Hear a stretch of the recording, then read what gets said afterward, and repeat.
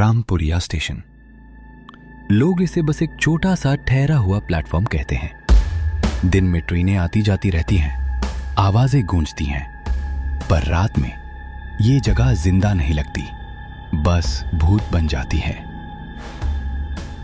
मैंने यहां अपनी आधी जिंदगी गुजारी है।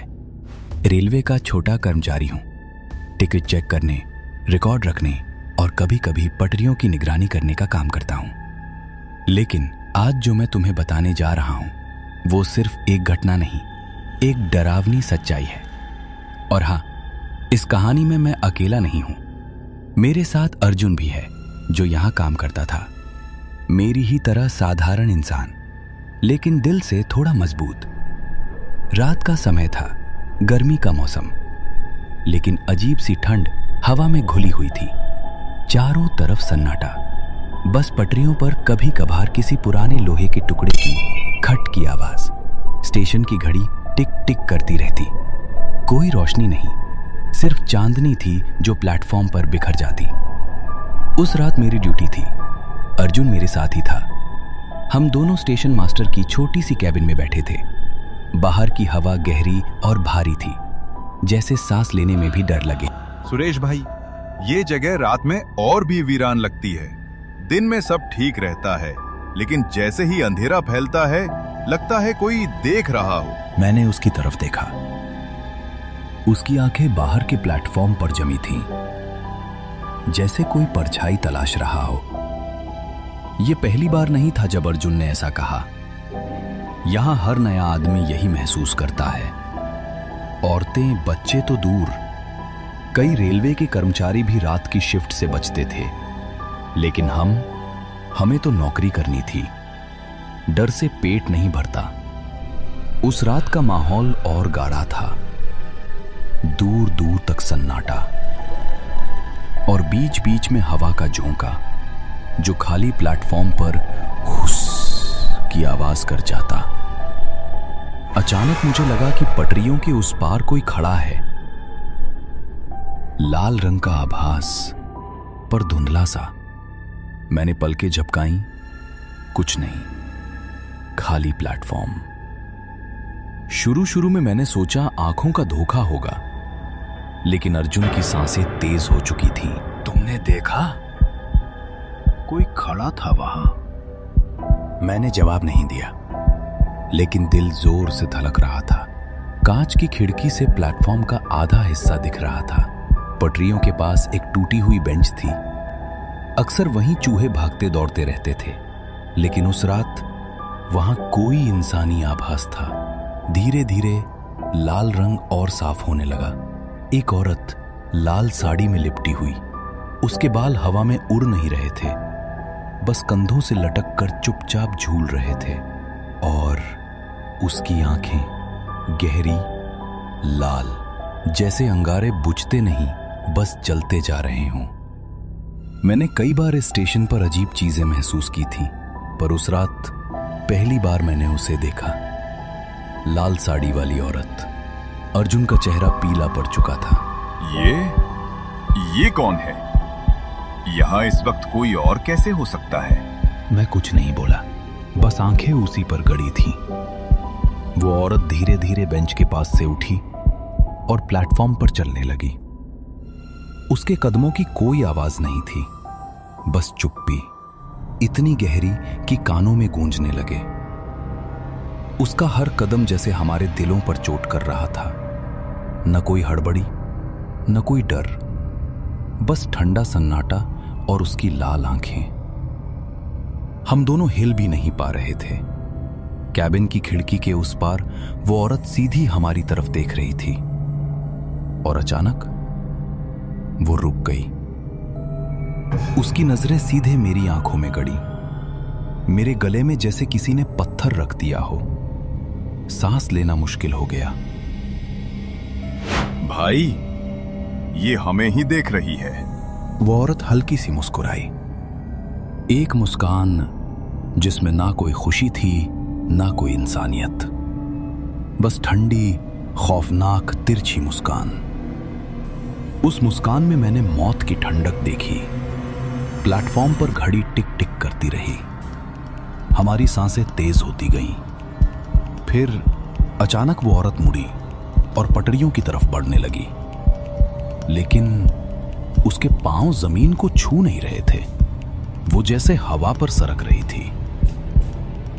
मेरे रोंगटे खड़े हो गए। अर्जुन की आंखें फैल चुकी थीं। ये कोई इंसान नहीं थी, ये वही आत्मा थी जिसके बारे में फुसफुसाहटें थीं। कुछ ही देर में वो पटरियों पर उतर गई और धीरे धीरे धुंध में घुल गई। बस उसकी लाल आंखें आखिरी बार चमकीं और अंधेरे में गायब हो गईं। कैबिन के भीतर हम दोनों खामोश थे।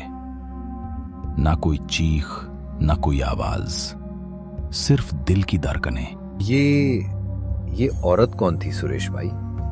तुमने पहले कभी देखा है? मैंने गहरी सांस ली और उसके सवाल का जवाब सिर्फ एक भारी खामोशी थी। उस रात मैं पहली बार टूटा और अर्जुन वो सवालों में घिर गया। लेकिन असली डर तो अभी बाकी था। उस रात की घटना ने हम दोनों की सांसें खींच ली थी। लाल साड़ी वाली औरत की लाल आंखें अब भी मेरे दिमाग में जल रही थीं। लेकिन सबसे अजीब बात यह थी कि उसने कुछ कहा नहीं, बस देखा और गायब हो गई। पर उस नजर में इतना बोझ था कि नींद तो दूर, हम पलक भी झपका नहीं पा रहे थे। अर्जुन चुपचाप कुर्सी पर बैठा था। उसकी हथेलियां पसीने से भीगी हुई थी। उसकी आंखें बार बार खिड़की की तरफ उठ रही थी, जैसे उसे डर हो कि वो औरत फिर लौट आएगी। भाई, ये यहाँ क्यों आई थी? हमसे क्या चाहती है? मैंने उसकी तरफ देखा, लेकिन जवाब मेरे पास भी नहीं था। सिर्फ दिल में एक ही डर था, ये रात बहुत लंबी होने वाली थी। रामपुरिया स्टेशन पर कई बार कहानियां सुनी थी। लोग कहते थे इस जगह पर कोई आत्मा भटकती है, पर किसी ने खुलकर उसका जिक्र नहीं किया। शायद इसलिए क्योंकि जिसने भी उसके बारे में बोला वो ज्यादा दिन जिंदा नहीं रहा। रात के 2:30 बज रहे थे। हवा भारी हो चुकी थी। दूर कहीं कुत्ते भौंक रहे थे, लेकिन अचानक उनकी आवाज भी थम गई। सन्नाटा गहरा, इतना गहरा कि अपनी ही धड़कनें सुनाई दें। अचानक प्लेटफॉर्म पर कदमों जैसी हल्की आहट, लेकिन ये आहट इंसानी नहीं थी। ये जैसे किसी की साड़ी जमीन पर सरक रही हो। मैंने खिड़की से झांका। पटरियों के उस पार वही औरत, लाल साड़ी में। इस बार उसका चेहरा और साफ दिख रहा था। चेहरे पर दर्द की लकीरें, आंखों में खून सी लाल चमक। लेकिन सबसे डरावनी चीज थी, उसके होठ हिल रहे थे, पर कोई आवाज नहीं निकल रही थी। उसकी खामोशी किसी चीख से ज्यादा डरावनी थी। अर्जुन ने भी उसे देख लिया। उसने कांपते हुए मेरी बाह पकड़ ली। भाई, ये कुछ कह रही है, पर आवाज नहीं आ रही। औरत वहीं खड़ी रही कुछ पल तक। फिर धीरे धीरे उसने अपने हाथ उठाए। उसकी उंगलियां लंबी, सफेद, जैसे राख हों, और उसमें सीधे हमारी ओर इशारा किया। उस इशारे में कोई सवाल नहीं था, कोई दुआ नहीं थी। वो इशारा सिर्फ मौत की ओर खींच रहा था। हम दोनों के दिल धड़कते धड़कते मानो रुक गए। अर्जुन के होंठ कांप रहे थे, लेकिन आवाज नहीं निकल रही थी। मैंने हिम्मत जुटाई और खिड़की बंद कर दी। लेकिन जब मैंने पलटकर देखा तो मेरे पीछे की दीवार पर परछाई पड़ चुकी थी, वही औरत की परछाई। मुझे समझ नहीं आ रहा था वो बाहर खड़ी है या अब हमारे बीच भी आ चुकी है। अचानक अर्जुन खड़ा हो गया। नहीं भाई, मैं यहां नहीं रह सकता। मैं बाहर जा रहा हूं। मैंने उसका हाथ पकड़ा। मैं जानता था बाहर जाना मतलब मौत को बुलाना, पर डर इंसान से क्या क्या नहीं करवाता। मैंने धीरे धीरे उसकी बाजू दबाई और कहा, बैठे रहो अर्जुन, बाहर गए तो लौटोगे नहीं। उसकी आंखें पागलों जैसी हो गई थी, लेकिन शायद मेरे शब्दों ने उसे थाम लिया। वो वापस कुर्सी पर ढह गया। रात खिंचती रही। घड़ी ने 3 बजाए, लेकिन नींद, वो तो जैसे स्टेशन पर कभी आती ही नहीं थी। मैं सोच रहा था, ये औरत कौन है? क्यों भटकती है स्टेशन पर? क्या कोई अधूरी कहानी है उसके पीछे, या फिर ये जगह ही उसकी कब्र है? अचानक दरवाजे के बाहर से बहुत हल्की गुनगुनाहट सुनाई दी। एक औरत की आवाज, जैसे लोरी हो, लेकिन आवाज इतनी ठंडी, इतनी बेजान कि दिल दहल जाए। भाई, तुम सुन रहे हो? मैंने सिर हिलाया। मैं भी सुन रहा था। और तभी खिड़की के शीशे पर धुंधली परछाई उभरी, लाल साड़ी की झलक। हम दोनों जमे बैठे थे। न हिम्मत थी खिड़की खोलने की, न बाहर झांकने की।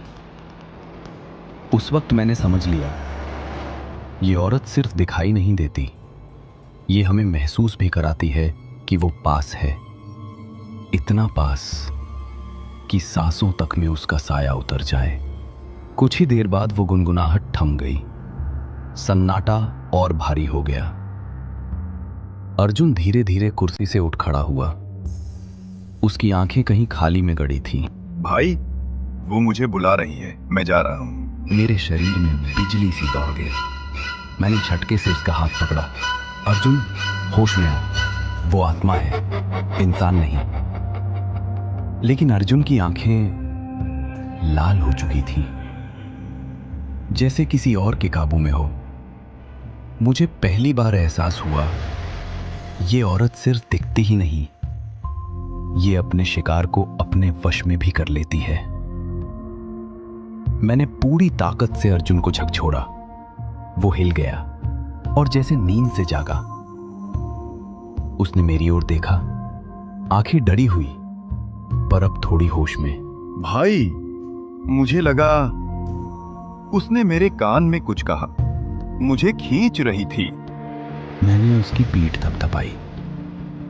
तू बस मेरे पास रहे, चाहे कुछ भी हो, बाहर मत जाना। रात जैसे थम ही नहीं रही थी। 4 बज चुके थे और हमें दोनों को पता था कि सुबह तक जिंदा रहना ही सबसे बड़ा इम्तिहान है। लेकिन उस औरत ने अभी अपना असली रूप दिखाना शुरू भी नहीं किया था। रात 4 बजे के बाद वक्त जैसे रुक गया। घड़ी की टिक टिक सुनाई दे रही थी, लेकिन सेकंड की हर धड़कन मौत का कदम लग रही थी। मैं और अर्जुन दोनों चुप थे। बस हमारी सांसें ही सबूत थीं कि हम जिंदा हैं। अचानक खिड़की के बाहर हल्की सी सरसराहट हुई, जैसे कोई साड़ी जमीन पर घसीटते हुए धीरे धीरे चल रहा हो। मैंने हिम्मत करके खिड़की से झांका और मेरा दिल सीने से बाहर निकलने को था। प्लेटफॉर्म की दूसरी तरफ लाल साड़ी वाली औरत अब पहले से ज्यादा साफ दिख रही थी।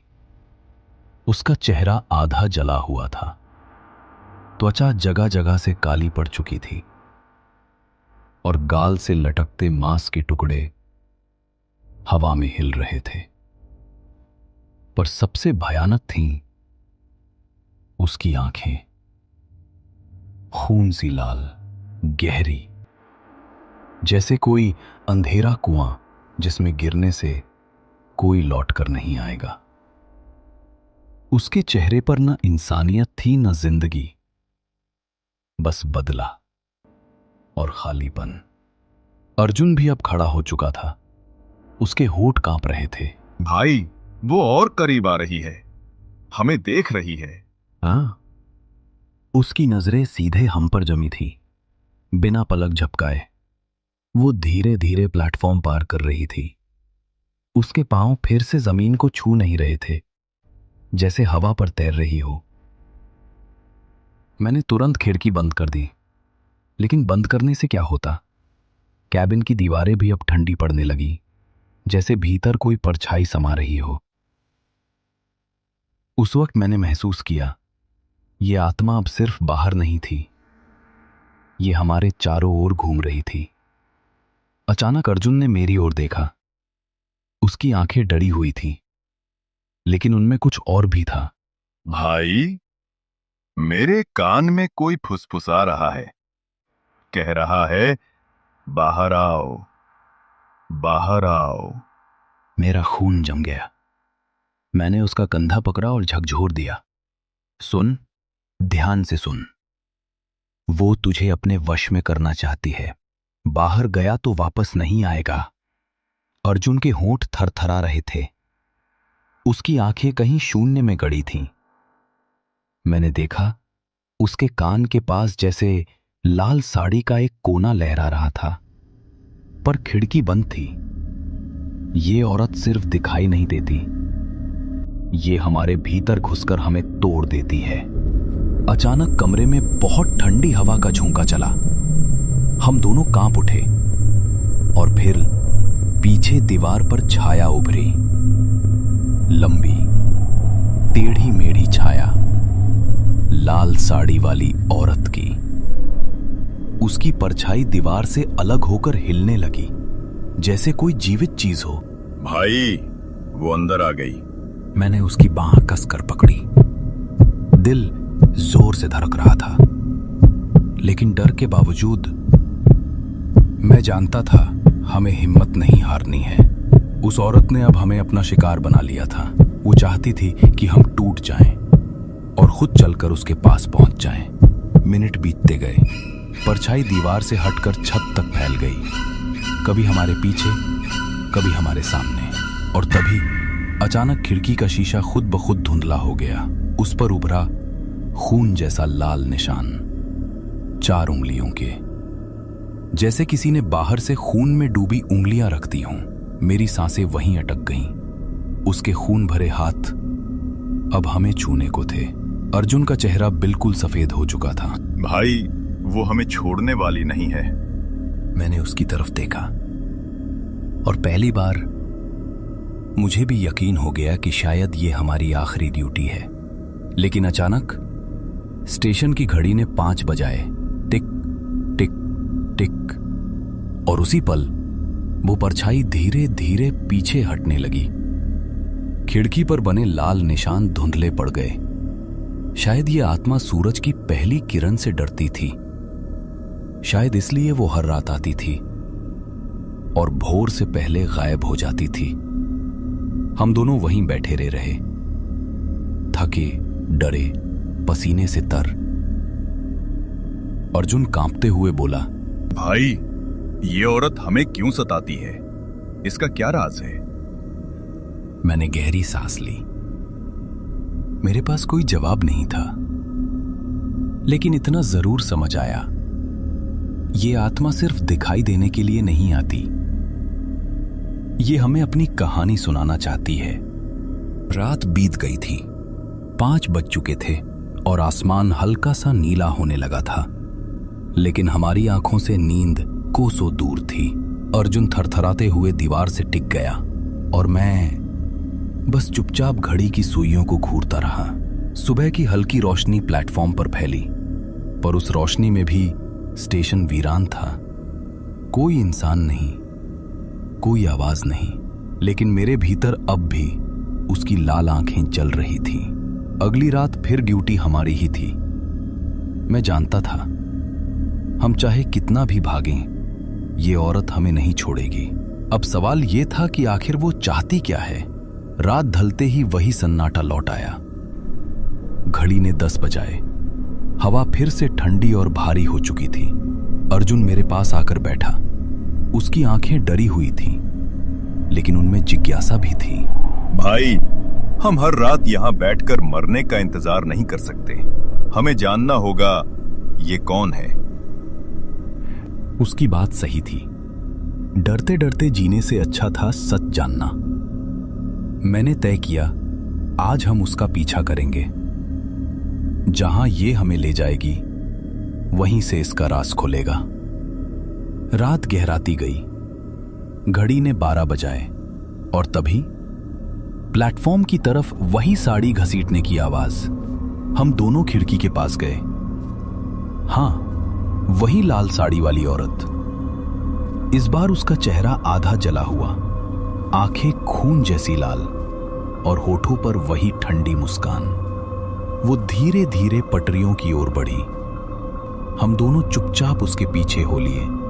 उसके कदमों की कोई आवाज नहीं थी, लेकिन हमें महसूस हो रहा था कि हर कदम हमें मौत के करीब ले जा रहा है। वो पटरियों पर उतरकर स्टेशन के उस कोने की तरफ चली गई जहां सालों से कोई नहीं जाता था। वहां पटरियों के बगल में टूटी फूटी झाड़ियां और एक पुराना जंग खाया बोर्ड पड़ा था, जिस पर मुश्किल से लिखा था रामपुरिया जंक्शन। औरत उस जगह रुक गई। उसकी आंखें फिर से हमारी तरफ मुड़ी। फिर उसने धीरे धीरे हाथ उठाया और जमीन की तरफ इशारा किया। हमने झाड़ियों को हटाया। नीचे मिट्टी खोदी गई थी और वहीं से सड़े गले कपड़ों की गंध उठी। अंदर से हमें हड्डियां मिली और लाल साड़ी का फटा हुआ टुकड़ा। भाई, ये तो किसी औरत की लाश है। हाँ, हमने उस आत्मा की कब्र पाली थी। मेरी रूह कांप गई। उसकी लाश सालों से यहां दफन थी और उसकी आत्मा अब भी यहीं भटक रही थी। और तभी वो औरत जमीन पर झुक गई। उसकी लाल आंखों से खून जैसे आंसू टपकने लगे। वो अपनी ही कब्र की तरफ इशारा करती रही, मानो कह रही हो, मेरे साथ न्याय नहीं हुआ। अर्जुन ने कांपते हुए मेरी तरफ देखा।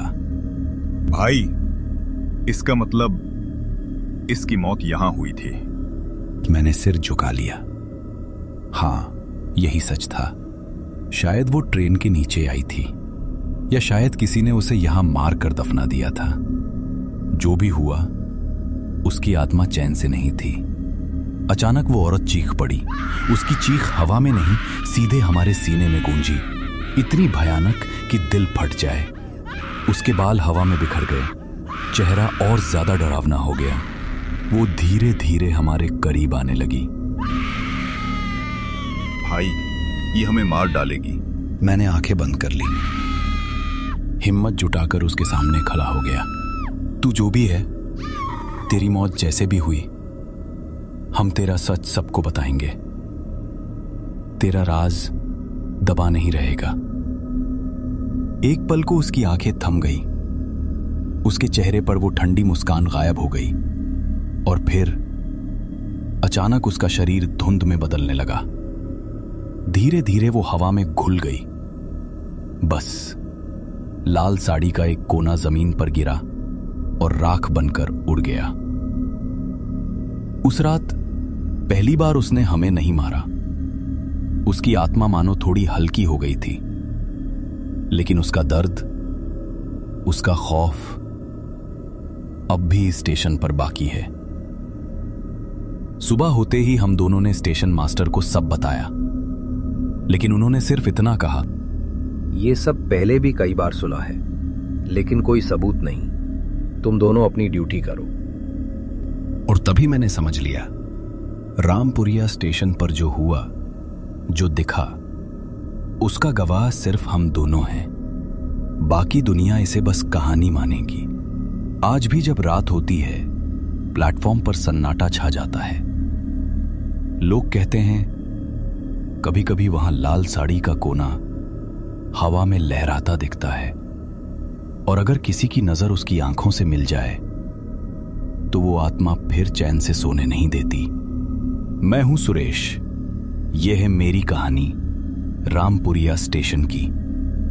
अगर तुम कभी उस प्लेटफॉर्म से गुजरो और हवा में लाल रंग चमके, तो पलटकर मत देखना, क्योंकि शायद वो औरत तुम्हें ही देख रही हो।